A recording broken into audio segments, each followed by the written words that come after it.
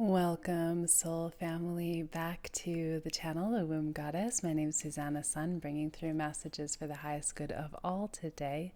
Right off the bat, I picked up the deck, and before shuffling, I saw this card, which I hadn't read previously. I didn't know it was there, but I knew that it was meant for us today. This beautiful strength image reminding us that we are stepping into a reality where we are able to feel this type of confidence and strength and this. Okay, there's so much here. This knowing that the lion, the beast within, this very dominant royal force that lives within us, is part of the story. And I love the combination of the very gentle feminine figure with the very ferocious, perhaps masculine figure. And you do see the sun rays coming in, referencing the solar dominance and ruling of that Leo energy. And of course, this is before we step into Leo season. And the woman does represent Virgo, but the story behind this card is about how we soften in order to tame this beast. So we're no longer having to force things or try to make things work. Instead, we are learning to allow, and instead of fighting this beast, we tame it and it becomes our protection.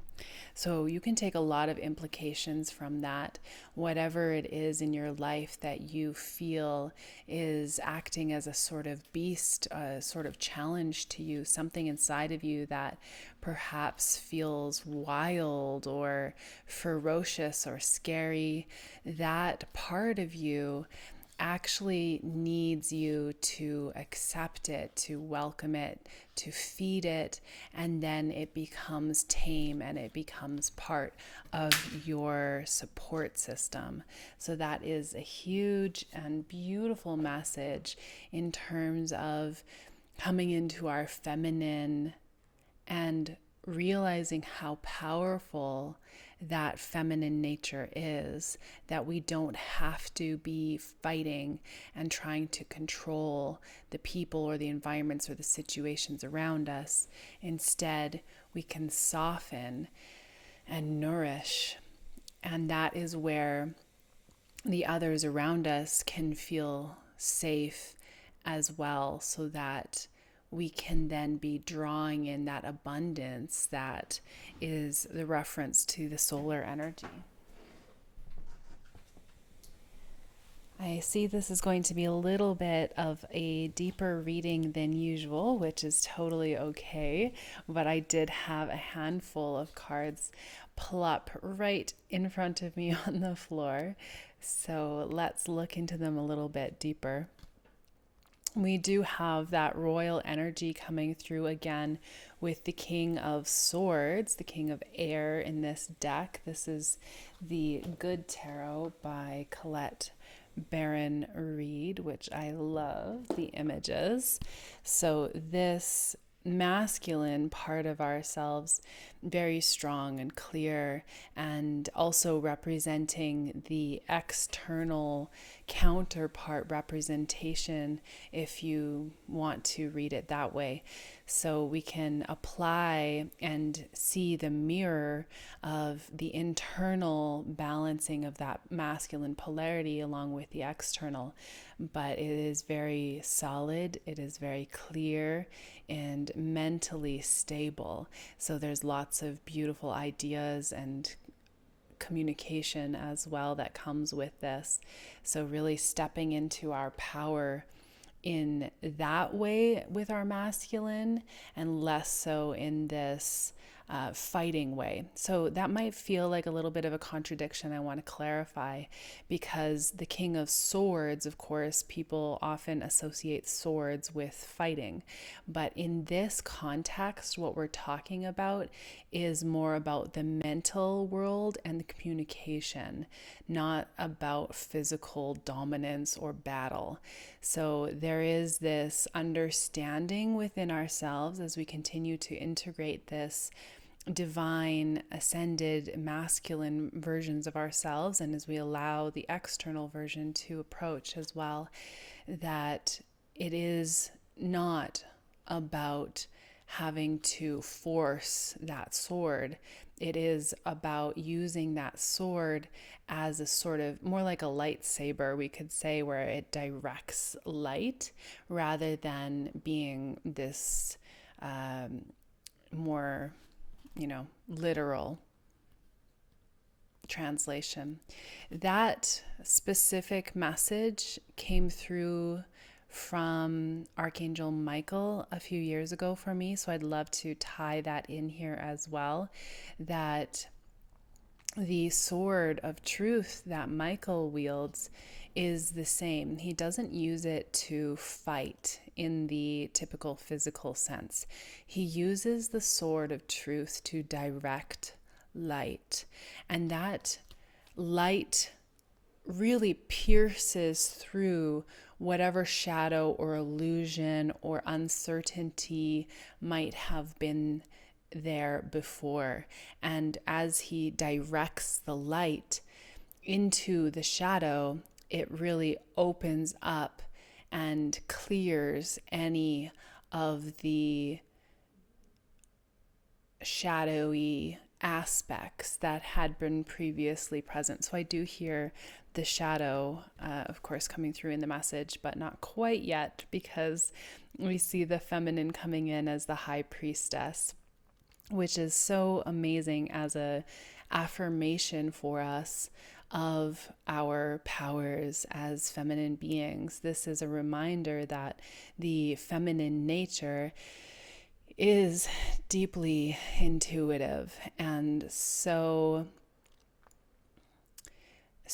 tuned in and aware of her surroundings and capable of creating anything that she desires as well. So she can transmute any energy that she is receiving into whatever she wants it to be, which ties back into the evil eye conversation that has been coming around. So I do see that coming with this card as well, the Ace of Cups. So when we are receiving what we would say like emotional challenges, right? When what is arriving is maybe more painful or hurtful than it is satisfying or soothing, right? One of the reasons that people can project those sort of negative feelings is because of what some people will refer to as evil eye. I'm just going to pick up the other cards again so you can see.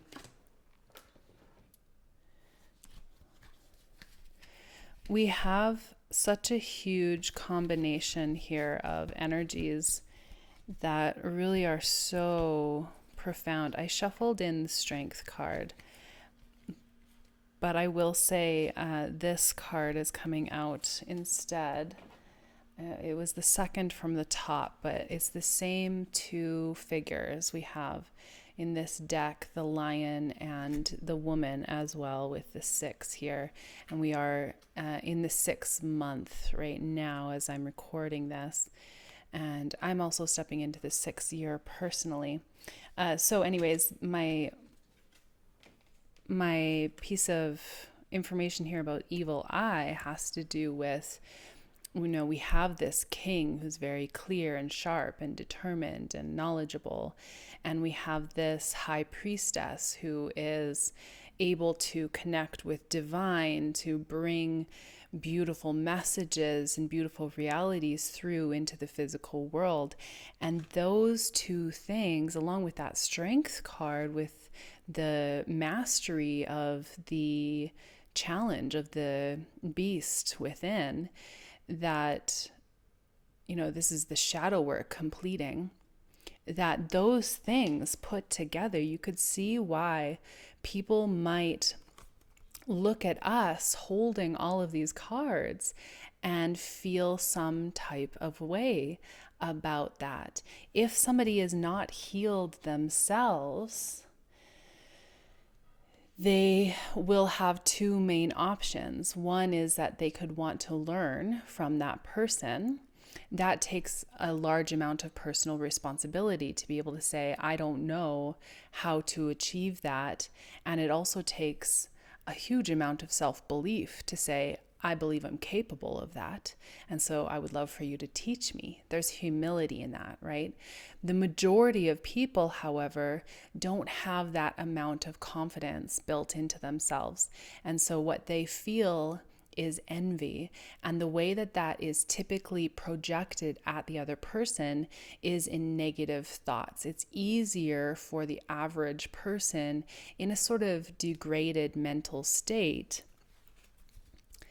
or degraded emotional state, if they're in an emotionally painful experience themselves, it's easier for them to project negative assumptions or blame at that person who is experiencing the success, rather than to admit that they want to learn about that or that they are capable of learning about that. So that's the shadow work that we're talking about, the beast within, right? When we are working with this part of ourselves that wants to be more than what we're currently experiencing, we do have to face those parts of ourselves. You see that again with this King of Pentacles in reverse.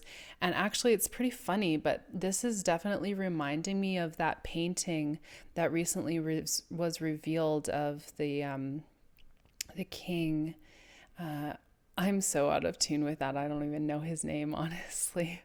If you said it, I would have the ring bell.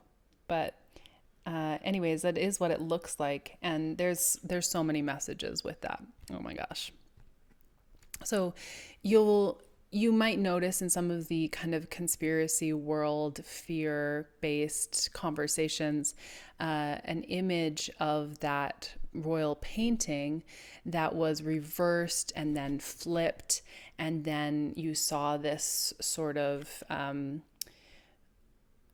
devil image, right? So I don't know if you saw that. Let me know in the comments if anybody saw that. But let me pull it all together for us again. So the King of Pentacles is a reference in this card. I see specifically with this image, a reference to the god Pan. And the god Pan does have these antlers. He is the king of the forest in our pagan ancestry from North America. So, from Europe. And this god, of course, because he was one of the primary deities, we could say, of the pagan belief system, was heavily demonized by the Catholic Church when Europeans were colonized. So, of course, this is way back when, and a lot of us are totally disconnected from our heritage in this way, but this really reminds me of that image. So in reverse, this is definitely a demonization of that natural power that our ancestry holds in terms of knowing what is the king of the forest. And I will say the king of the forest came through with the lion as well. So definitely some syncs there tying it all together. And the demonization of royalty, right? So again, looking at evil eye as this concept of when we see somebody in a state of power and control, we often have an assumption about a negative intention that comes along with that. And, I definitely don't have any interest in, glorifying the British Empire by any stretch of that concept. But just pulling it into more of the pagan version of it, actually, which the British Empire actually specifically has repressed and suppressed. So yeah, this part of ourselves, this part of our ancestry, the forest as a deity, the masculine energy of the forest being demonized, right? So, this part within ourselves as well, this sort of beast within the masculine who is abundant, right? Earth is pentacles. This is the abundant masculine who receives all his money that he desires, is currently repressed within us and probably demonized based on the specific messages that I was receiving there. Gosh, I hope that you're following that. That's definitely going deeper.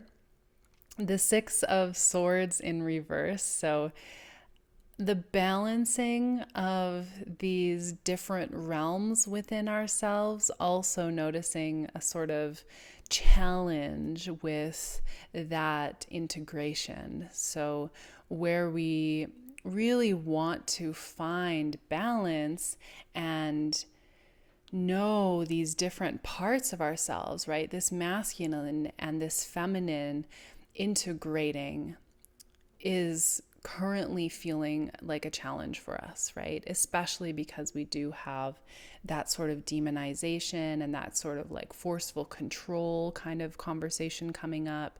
So maybe you're feeling that you have to kind of force yourself to do things that you don't really want to do, and that is throwing you out of balance. The way that you would feel this is confusion in the mind, certainly, not knowing what choice to make, but also I'm seeing it as a